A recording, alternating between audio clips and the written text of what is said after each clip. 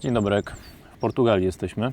Jakoś tak niewiele się tu działo przez ostatnie 2 tygodnie i nie bardzo miałem pomysł na film, a i wymyśliliśmy, że w sumie możemy zrobić to, co nikt nie prosił, ale każdy potrzebował. Zrobimy Vantura dzisiaj. Połączymy to z takim daily vlogiem. Lecimy. Słowem wstępu. 2 lata temu wybudowaliśmy naszego campervana. Cały ten proces trwał jakieś pół roku. Przez ostatnie 2 lata spędziliśmy w kamperze łącznie jakieś 10 miesięcy, więc myślę, że możemy już z tej perspektywy całkiem nieźle ocenić, jak nam wyszła ta budowa. A wyszła moim zdaniem całkiem nieźle. Niewiele jest rzeczy, które zrobilibyśmy inaczej. Z układu i projektu jesteśmy zadowoleni. Poza jakimiś drobnymi rzeczami, tak naprawdę nic przez te 2 lata nie zmienialiśmy. Więc to chyba dobry moment na Vantur.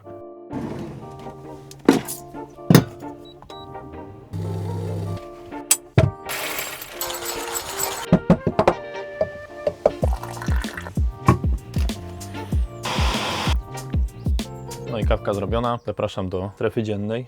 Na śniadanie zwykle taki shake wjeżdża. Płatki owsiane, mleko, banan, masło orzechowe i odżywka białkowa. 3 minutki i gotowe, do tego kawka. Strefa dzienna to po prostu taka kanapa w kształcie litery C i stolik na ruchomej nodze. Sprawdzać to spoko. Nie mamy tego układu ze stałym łóżkiem, tylko sobie ścielimy codziennie rano. Ale trwa to, nie wiem, 3 minuty nawet. Także szybciutko. Puszczę Wam w przebitce, jak to się składa. Czy coś ciekawego o tej strefie? Nie wiem, nogę mamy z AliExpress, ta oryginalna, która nazywa się chyba Lagun. Jak dobrze pamiętam, to kosztuje ponad 1000 zł. Za jakieś 400 idzie wyrywać dokładnie to samo, tylko właśnie w wersji chińskiej i czarnej, co też bardziej nam się podobało. No ale jest pewien problem, mianowicie ta noga, to ona była tak mocowana na ostatni moment przed wyjazdem i do dzisiaj nie jest zrobiona porządnie, przez co są luzy. Nie ma tam podpory i pracuje, ale to sobie kiedyś wzmocnimy. Spoko jest to, że tu mamy okno dachowe, jest dość jasno. No i co, miejsce dla 4 osób myślę, że wygodne. Czasem jak ktoś do nas wpadnie, to całkiem nieźle się siedzi. No i może od razu powiem Wam, czemu taki układ. Decydowaliśmy się na budowę vana pod van life. To nie jest takie auto na wyjazdy 2-tygodniowe. Mieszkamy w nim zwykle na wyjazdach od 3 do nawet 5 miesięcy. Przynajmniej tak przez ostatnie 2 lata było. No i zależało nam na tym, żeby mieć taką strefę dzienną, żeby było przestronnie, żeby po prostu dobrze nam się tutaj funkcjonowało w ciągu dnia. No kosztem po pierwsze tego, że trzeba to rano pościelić, wieczorem powrotem zamienić łóżko, co jest dość szybkie. A druga rzecz, no to nie mamy tego klasycznego garażu tak zwanego, który jest w kamperach, czyli nie wsadzimy tam z tyłu, nie wiem, rowerów pod to łóżko, ale do przewożenia rowerów mamy inne rozwiązanie, o tym później. A, no i druga rzecz jeszcze co do tego układu. My ogólnie pracujemy podróżując na pełny etat i oboje mamy pracę, która czasami albo nawet często wymaga spotkań. W związku z tym mamy jedno miejsce tutaj z tyłu auta i drugie miejsce tam 4 metry dalej z przodu. Przez to nie przeszkadzamy sobie po prostu nawzajem. Da się jednocześnie rozmawiać i w sumie to nie jest idealnie, ale jest znośnie. No, tak naprawdę u nas w domu siedzimy bliżej siebie, mamy biurka obok siebie, więc tutaj jest ok. Jak chodzi o te materace, to w sumie sami je zrobiliśmy. Zamówiliśmy sobie 10 cm gąbkę z kategorii bardzo twardych i do tego 2 cm pianki memory. Taki 12-cm materac jest idealny dla nas, bardzo wygodnie się na tym śpi. Trzeba było to zamówić na wymiar, pociąć w odpowiednie elementy, tak żeby nam się to składało w całość, a w czasie dnia, żeby jedna z tych poduszek stanowiła oparcie. Na tylnych i bocznych drzwiach mamy zamontowane jeszcze takie rolety rzymskie własnej roboty, ani mama nam to uszyła, no i sprawdza się spoko. Ważne jak się robi takie rolety, to żeby był taki materiał, który w 100% zaciemnia. Ten materiał ma chyba jakąś folię aluminiową w środku, więc jest całkowicie ciemno. No i cała ta strefa jest podniesiona o te 35 cm, przez co podłoga jest tutaj wyżej. To nam pozwoliło na wrzucenie tam 2 szuflad pod spód i do tego pod całą tą strefą jeszcze mamy 4 takie schowki, w których jest pojemnik na pościel, akumulatory, woda i wszystkie przyrządy elektryczne razem z taką przestrzenią do przechowywania. Ale to Wam już pokażę z tyłu. Kawka wypita, jedziemy na jakieś zakupy, a resztę Wam opowiem później.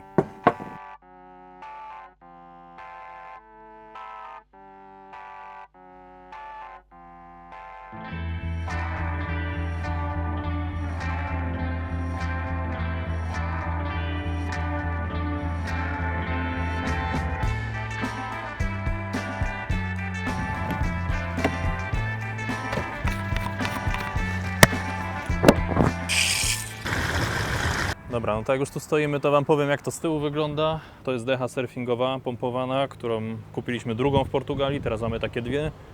Pierwsza jest tam z przodu w schowku, no i ta druga jest tutaj. Finalnie myślę, że obie się tam zmieszczą, ale na razie mamy tam trochę innych rzeczy.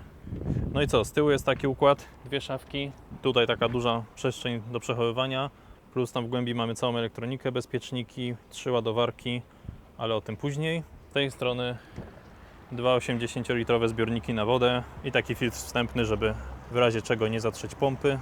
No, widać nawet, że jakieś paprochy już ten filtr wyłapał tutaj. Do tego jest ta szuflada zewnętrzna, bardzo długa, 90 cm, jak dobrze pamiętam. Tam trzymamy jakieś takie techniczne rzeczy. Ok, schowałem się w środku, tam było trochę głośno i powiem Wam jeszcze trochę o tej wodzie i prądzie. Pierwsza ciekawostka jest taka, że nie mamy gazu w aucie. Zdecydowaliśmy się, żeby mieć jedną rzecz mniej na głowie. Mamy wszystko zrobione na prąd i w związku z tym mamy bardzo duże akumulatory. To się wiąże jeszcze z drugą rzeczą. Przy budowie tego auta głównym takim założeniem projektowym było, żebyśmy mogli spać przez tydzień bez problemu w totalnej dziczy, tam gdzie nie ma prądu i nie ma wody. W związku z tym mamy 160 litrów zbiornik czystej wody i 900 Ah baterii. Przy 12 V to daje jakieś 11 kWh. To nam wystarcza na spokojnie na takie 5-6 dni użytkowania, biorąc pod uwagę, że mamy jeszcze panele 560 W na dachu. No i to sprawia, że nawet gdyby było pochmurnie, to możemy sobie przez tydzień stać w jakimś pustkowiu. Jesteśmy spokojni, że wszystkiego wystarczy. A propos tego prądu, no to jeszcze wypadałoby wspomnieć, że my jesteśmy dość prądożerni. Jakieś 2 kWh, jak liczyłem, dziennie zużywamy. Sam Starlink i lodówa zużywają pewnie około kWh dziennie. Do tego jakieś, wiadomo, gotowanie, codzienne użytkowanie jakichś sprzętów. No, wychodzi bliżej 2 niż 1 na pewno. Ale na ten moment na spokojnie starcza, pod warunkiem, że w weekendy gdzieś tam przyjeżdżamy i się doładowujemy. No a propos ładowania. Mamy 3 ładowarki, co Wam teraz pokażę w przebitce. Standardowa ładowarka solarna z Renogy z panelami fotowoltaicznymi na dachu. Dodatkowo ładowarka DC to DC, czyli ta, która ładuje w czasie jazdy. Ona jest dość mocna, ma 60 A, ale no, spaliła nam się już raz i generalnie mamy problem z jej chłodzeniem. Nie wiem, czy kiedyś nie wymienimy tego na coś lepszego. I do tego mamy jeszcze ładowarkę 30 A do ładowania z 230 V, ale tego używamy ekstremalnie rzadko, bo tak naprawdę na kempingu byliśmy przez 2 lata 2 razy. To jest awaryjne źródło ładowania, a raczej staramy się być samowystarczalni. Ok, woda się już nalała, jedziemy na zakupy, resztę Wam opowiem później. Nie mam buta.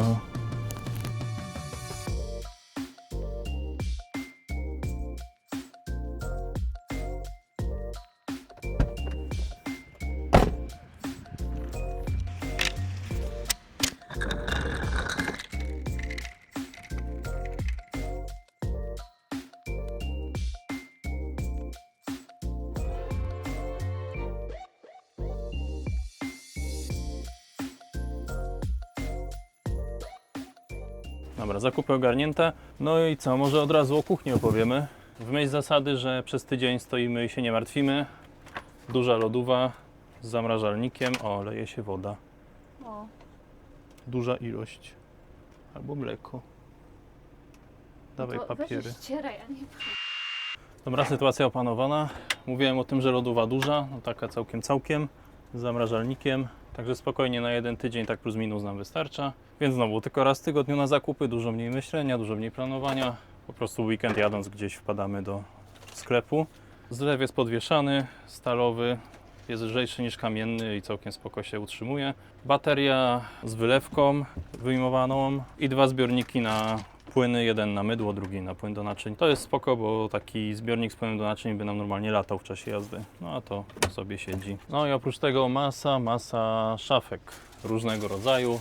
W górnych mamy głównie jakieś ubrania i takie rzeczy. Tych szafek mamy aż 8. Tu mamy szafkę, w której zwykle trzymamy pranie i dużo szuflad i szafek na dole. Nie wiem, ile tego jest. Ogólnie wydaje mi się, że szuflad zrobiliśmy i szafek aż za dużo. One nie są jakoś szczególnie przepełnione, a za to mamy problemy z wagą, jak każdy kamper. Więc ogólnie można było chyba tego przechowywania zrobić tak z 20-30% mniej i byłoby lżej. No ale za to jest mega wygodnie i niczym się nie ciśniemy. Jak chodzi o ubrania, no to tutaj już nie na tydzień, a na miesiąc sobie zapewniamy, żeby nie musieć jeździć po pralniach co chwilę. Mamy dosłownie po 30 par wszystkiego, to zmieniamy codziennie, czyli podkoszulki, bieliznę. Reszty rzeczy też mamy sporo i w rezultacie udało nam się do tego ogarnąć, że po prostu raz na 4 tygodnie w weekend odwiedzamy jakąś pralnię samoobsługową. W ciągu godzinki, półtorej jesteśmy w stanie to ogarnąć. Zwykle wychodzą nam 3 pralki plus 2 suszarki, czasem jedna, zależy jakiej jest wielkości. To jest o tyle spoko, że te pralnie w sumie nie są takie tanie. To tam wychodzi minimum, myślę, 20 euro za takie pranie, do nawet 30 paru gdzieniegdzie, w zależności gdzie praliśmy. No a drugą rzeczą jest dostępność tych pralni. One też nie są na każdym kroku, akurat w Portugalii są, ale są kraje, w których bardzo ciężko je znaleźć, tylko w większych miastach. Dobra, ile można o tym praniu? Mango już nie może tego słuchać.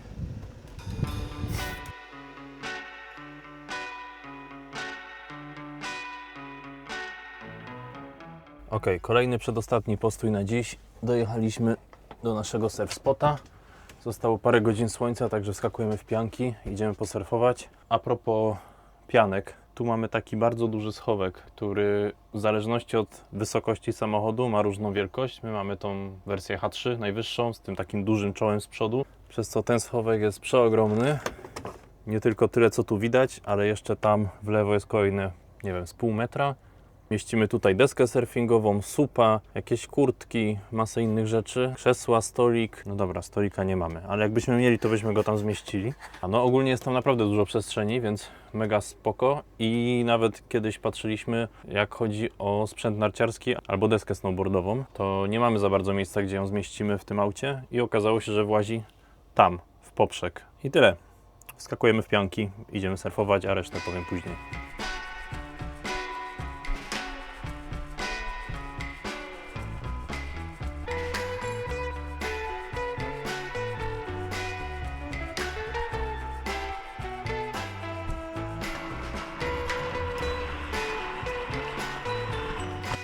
Dobra, była lekka zmiana planów. Wczoraj ten surfing poszedł tak sobie, ocean mnie wciągnął, spanikowałem i już nie miałem siły wieczorem nic nagrywać. O, ale bywa, ciężkie początki. Dobra, byliśmy w kuchni, także to nie jest tylko kuchnia, ten zlew służy też jako umywalka łazienkowa, więc tu naprzeciwko mamy wszystkie kosmetyki, żeby były pod ręką. No i ta wylewka jest obrotowa, więc jak potrzebujemy, no to można sobie spokojnie coś na zewnątrz przemyć. Jak chodzi o przechowywanie jeszcze, mamy tutaj taką półeczkę dorobioną nad wejściem. To jest takie miejsce, w którym w sumie nie bardzo jest co innego zrobić. Tutaj trzymamy jakieś takie rzeczy, które chcemy mieć pod ręką codziennie, czyli jakieś czapki, torby, takie szpargały. Na tej ścianie Ania dorobiła jeszcze na szydełku takie miejsce do przechowywania czapek i okularów. W sumie też to spoko. Było wcześniej tak pusto, teraz jakoś to jest zagospodarowane. No i nasz najnowszy zakup, czyli deska do surfskate'a. Na razie bardziej do nauki niż do jazdy. W tej szafce też jest sporo miejsca. Tam trzymamy jakieś takie osłony na szyby i z tyłu jest router, który jest podłączony do Starlinka bezpośrednio nad nim. O internecie powiem jeszcze trochę później. No i jedna z ważniejszych rzeczy też moim zdaniem to ta przestrzeń tutaj. Mamy zrobione szafki dolne, w których trzymamy buty i jakąś pompkę do supa. To jest o tyle spoko, że dużo razy widziałem, że ludzie narzekają, że nie ma gdzie dać butów w wanie. No my mamy dedykowane miejsce i spoko. Nawet Mango ma tam swoją jedną szafkę. Dobra, no i to takie duże, co widzicie, że pominąłem, no to jest kabina prysznicowa. Ona jest jednocześnie toaletą. Na dole w tej szafeczce jest zamknięty kibelek, który się wysuwa na szufladzie. Jest to toaleta kompostująca. Znów tutaj mamy tą zasadę przynajmniej 7 dni. Można na luzie być w dziczy i nie trzeba tego obsługiwać co chwilę, tak jak kasetowych toalet. Wiem, że z kasetowymi ludzie często mają problem, gdzie to opróżnić, zwłaszcza jak byliśmy na przykład w Maroku, no to trzeba było szukać kempingów za każdym razem, jak gdzieś stajemy. W Europie jest łatwiej, często są na stacjach takie punkty opróżnienia, ale nie chcieliśmy być od tego zależni, więc serwis tej toalety, no to jest kwestia tylko, żeby raz na miesiąc ją opróżnić. Tu mamy normalną domową baterię termostatyczną, no i zamyka się to najzwyklejszą roletką z Ikei. Był plan, żeby tu zamontować taką specjalną kamperową roletę wodoodporną, no ale kosztuje to około 1000, nie było nas na to stać na etapie budowy. W sumie nie wiem, czy jeszcze to zmienimy. Ostatnio dodaliśmy też haczyki w tej kabinie, więc jednocześnie mamy tam taką strefę, w której możemy sobie suszyć rzeczy. Na przykład pianki po surfingu czy ręczniki, to normalnie gdzieś tu wisiało i nie wyglądało fajnie w wanie, a jak już jest ta kabina, ona i tak zajmuje przestrzeń, to tam sobie zrobiliśmy suszarnię. To też się dobrze sprawdza, nawet dorobimy więcej tych haczyków tym razem. A propos mycia się, no to tutaj jest kabina prysznicowa, tak jak pokazywałem, baterię zewową można obrócić na zewnątrz, ale mam jeszcze dodatkowy trzeci punkt mycia z tyłu za samochodem. Jak nie chcemy sobie moczyć tutaj przed wejściem, to możemy i spokojnie otworzyć tylne drzwi i tam się przepłukać, na przykład po surfingu czy coś, to się fajnie sprawdza, zwłaszcza jak jest gorąco, nawet zdarza nam się tam po prostu umyć. Dobra, no teraz to tyle. Jedziemy sobie znaleźć miejscówkę, w której będziemy spać i pracować w tym tygodniu. Jak tam dojedziemy, to sobie dokończymy Vantura, pokażę Wam przód i parę rzeczy z zewnątrz. Dobra, szybki off-top. Okolice na północ od Nazare, przez które właśnie jedziemy, zostały w tym roku zdewastowane przez orkan. Połamało praktycznie wszystkie drzewa, powyginało metalowe znaki, lampy drogowe. Siła wiatru musiała być niesamowicie duża. Nawet wszystkie schody na plaży są poniszczone i połamane. Kiedy byliśmy w Maroku, słyszałem o tych anomaliach pogodowych w Portugalii, ale nie myślałem, że natkniemy się na ich efekty wracając. Po 2 miesiącach skala zniszczeń jest dalej ogromna.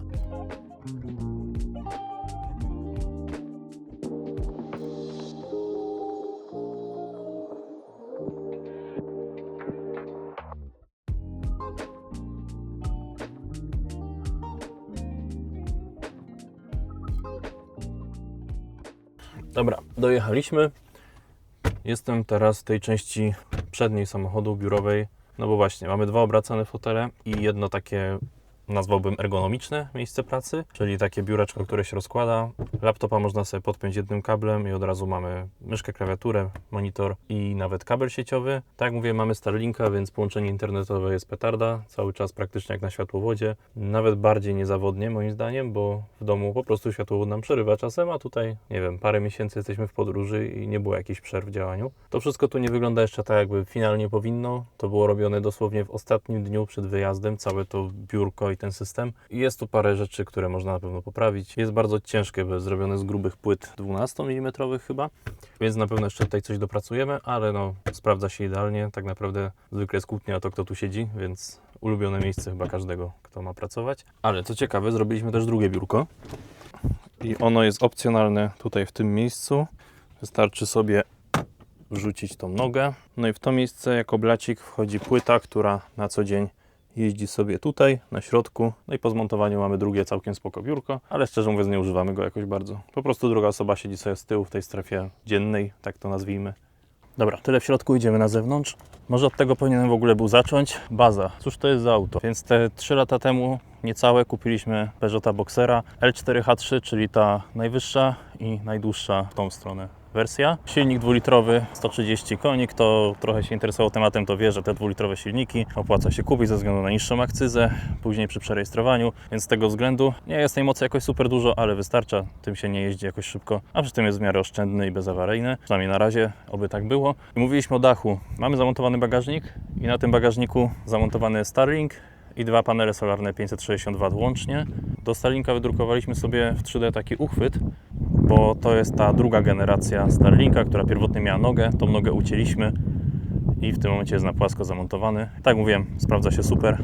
Jedyne co, no to trochę kosztuje miesięcznie, ale nie za bardzo mamy inną opcję. Od początku się z tym liczyliśmy, bo planowaliśmy, że będziemy pracować w trasie, potrzebujemy stabilnego internetu, a na prawych tylnych drzwiach te 2 profile, które mamy zamontowane, to jest podstawa bagażnika rowerowego. Na ten wjazd rowera nie brałem, ale już na kolejne planuję. W modyfikacji założyliśmy jeszcze opony wielosezonowe All Terrain, dokładnie Falcon Wild Peak, w trochę większym rozmiarze niż standardowo, 245/75 R16. Przez to, że koło finalnie wyszło jakieś 2-3 cm większe, no to też prześwit o te 1,5 cm poszedł w górę. No i dają radę. Na razie zdarzyło nam się nawet w jakimś śniegu drobnym jeździć. Nie są przesadnie głośne w trasie, a my mamy tendencję do jeżdżenia bardzo często po szutrach, po trawach, po błocie, po piasku i one są w stanie się dużo łatwiej wygrzebać niż takie letnie, które mieliśmy wcześniej. Także dobra rzecz. Na tylnej osi mamy też założone poduszki pneumatyczne. Możemy nimi tak plus minus 8 cm poziomować auto. Podsumowując temat bazy, no to jesteśmy bardzo zadowoleni z wyboru. Wnętrze jest wysokie, przestronne i dobrze się tu żyje. Tak po prostu.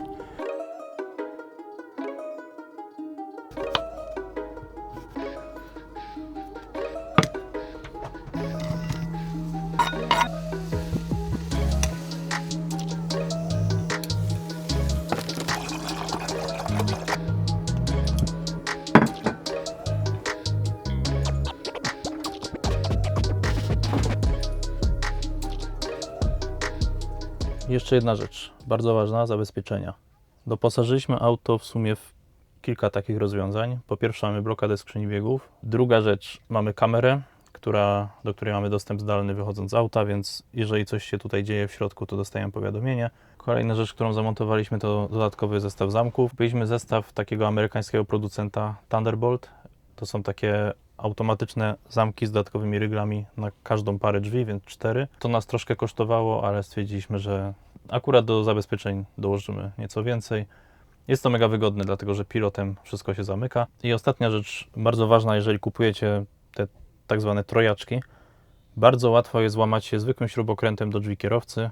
Do tylnych drzwi nie wiem, ale chyba też. Wystarczy po prostu wbić śrubokręt, odginając blachę pod klamką i ruszyć nim w bok, drzwi się otwierają. To jest coś niesamowitego i są zestawy po prostu dedykowane, to też mamy założone, które blokują tego typu dostęp. Tam jest dodatkowa warstwa blachy włożona pod tą klamkę, także jeżeli ktoś by tam gdzieś grzebał tym śrubokrętem, to po prostu nie da rady otworzyć tych drzwi. Zresztą mamy drugi zamek, więc na pewno drzwi nie puszczą, ale tak jak mówię, przed wybiciem szyby zabezpieczyć się nie da. Tak samo jak przed wyrwaniem tego oto wynalazku. Okno dachowe Dometica. To jest tak skonstruowane, że jestem pewien, że jedną ręką bym to po prostu wyrwał I zresztą złodzieje dobrze o tym wiedzą i często się zdarza, że ludzie po prostu włażą przez te okna dachowe. Gdybym teraz decydował, chyba bym tutaj dołożył więcej, miałbym spokój w głowie, że tego nie da się tak łatwo otworzyć. Drugą opcją byłoby pewnie założenie mniejszego okna, takiego 40 na 40, wtedy człowiek się po prostu do tego okna nie zmieści przez obręcz barkową, tak mi się wydaje. Ale ilość światła, która tu wpada w tą strefę dzienną, jest jednak mega fajna i szkoda mi było z tego rezygnować. Jak już jesteśmy przy oknie, to mamy to tak zaprojektowane, że z tyłu samochodu mamy okno, a z przodu samochodu mamy wentylator tego tak zwanego MaxFana. Efekt tego jest taki, że jak jest bardzo upalny dzień, wystarczy włączyć tamten wentylator, otworzyć to okno i robi się bardzo fajny przewiew przez cały samochód, ale taka rotacja powietrza i to nam zastępuje w pełni klimatyzację. Przy czym zaznaczam, że my nie jeździmy raczej w sezonie letnim, więc jak jedziemy w ciepłe kraje, to tam nie ma 35, tylko raczej bliżej 20 stopni, 25. Do takich temperatur jest tutaj po prostu komfortowo. Nawet gdybyśmy zamontowali klimatyzację, to prawdopodobnie nie wystarczyłoby nam prądu. Nie za bardzo miało to sens. Dobra, ja się zbiorę teraz na szybki trening, a o tym, co byśmy zrobili inaczej i z czego jesteśmy średnio zadowoleni, opowiem jeszcze później.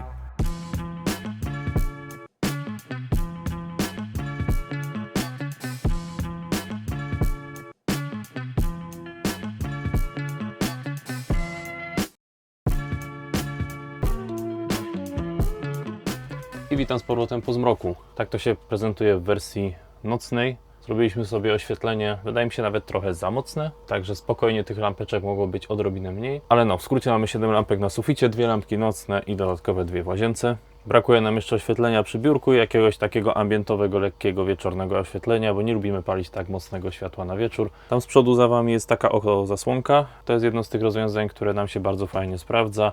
Ona jest w 100% zaciemniająca. Użyliśmy tego materiału co na rolety. No i warto wspomnieć, że w szoferce zawsze jest trochę zimniej w nocy, więc tam też oddziela dość dobrze termicznie. A propos, jak chodzi o ogrzewanie, no to mamy zainstalowane Webasto, które grzeje nam powietrze, ale też przechodząc przez boiler podgrzewa nam wodę do mycia, więc nie zawsze musimy grzać elektrycznie, ale w razie czego mamy też właśnie tą elektryczną opcję. A, no i nie wspomniałbym jeszcze o centrum dowodzenia. Tutaj mamy taki panel. Na nim są wszystkie najważniejsze przełączniczki. Tu właśnie włączamy ogrzewanie, przetwornice i różne takie. Przetwornice, no bo mamy też oczywiście prąd 230, dość mocna 3 kW, ale tak jak mówiłem, u nas prąd jest dość istotny. Mamy choćby kuchenkę na 230 V, przez jakiś czas woziliśmy mikrofale, teraz mamy nawet airfryera ze sobą. I to wszystko wymaga dość mocnej przetwornicy. Jeszcze jedną rzecz Wam dzisiaj pokażę, ale najpierw pościelmy. Ok, no i wieczorami odpalamy sobie rzutniczek, no i mamy ekran wielki jak w kinie, nawet większy niż mamy w domu, a rzutnik to ten najtańszy z AliExpress za 100. Sprawdza się spoko, tylko jest trochę głośny. Ok, to by było na tyle w tym filmie. Was zostawiam jeszcze z krótkim podsumowaniem, a my lecimy spać. Do następnego. A, i zostawcie suba. Tak jak wspomniałem, dorzucam krótkie podsumowanie na koniec. Całość budowy pochłonęła około 150 tysięcy złotych, z czego 71 tysięcy kosztowała nas baza, czyli samochód, a kolejne niespełna 80 tysięcy wyposażenie. Robocizny nie liczę, no bo robiliśmy sami. Tak jak mówiłem na początku, z efektu jesteśmy całkiem zadowoleni, aczkolwiek jest kilka rzeczy do poprawy. Przede wszystkim waga auta. Myślę, że można było spokojnie obciąć tutaj ze 100 kg przy budowie na meblach, bagażniku dachowym i tego typu rzeczach. Warto już na etapie budowy oszczędzać każdy kilogram, no bo później można po prostu więcej rzeczy ze sobą zabrać i nie przekraczać tych docelowych 3,5 tony. Jak chodzi o planowane modyfikacje, no to przede wszystkim zmienimy kolor auta. Jesteśmy właśnie w trakcie malowania. Koniecznie zostaw suba, jeśli chcesz zobaczyć efekt końcowy. Oprócz tego planujemy jeszcze lekki lift zawieszenia, no bo prześwitu nigdy za wiele. To jest pierwszy van, któreki nagrywam, więc pewnie o połowie rzeczy zapomniałem, a jak macie jakieś pytania, no to chętnie odpowiem w komentarzach. Dzięki, widzimy się w kolejnym filmie.